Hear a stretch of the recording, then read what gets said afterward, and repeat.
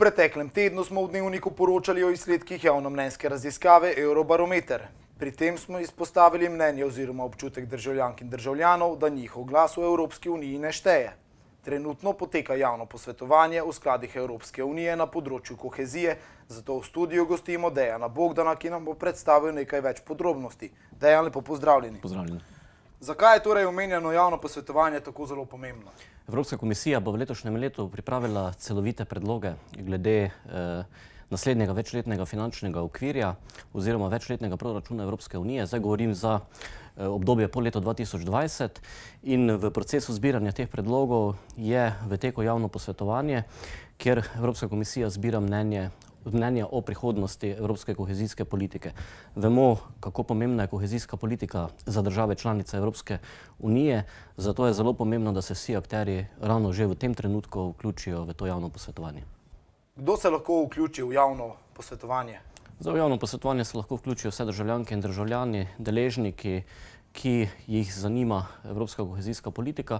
Še posebej pa mislim, da je smiselno, da se vključijo vsi tisti, ki so bili v preteklosti prejemniki EU sredstev oziroma prejemajo ta sredstva v tem trenutku, pa naj si bodo to ministrstva, občine, javni zavodi, nevladne organizacije ali podjetja.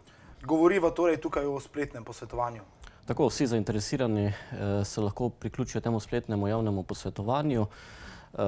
Zdaj, samo javno posvetovanje je na voljo na spletni strani Evropske komisije, ki je namenjeno javnim posvetovanjem, ter tudi povezava je objavljena na Facebook strani informacijske točke Europe Direct Pomurje.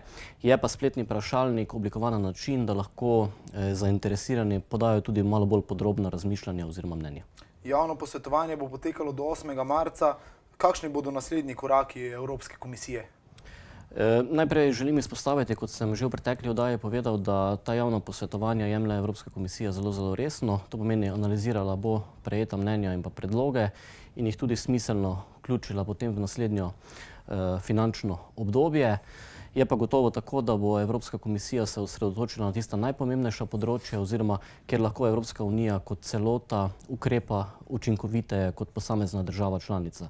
Tako da res vse zainteresirane vabim, da si vzamejo dobre pol ure časa in sodelujejo pri tem javnem posvetovanju, ki je konec koncev, ker gre za kohezijska sredstva, pomembno tudi za pomursko regijo.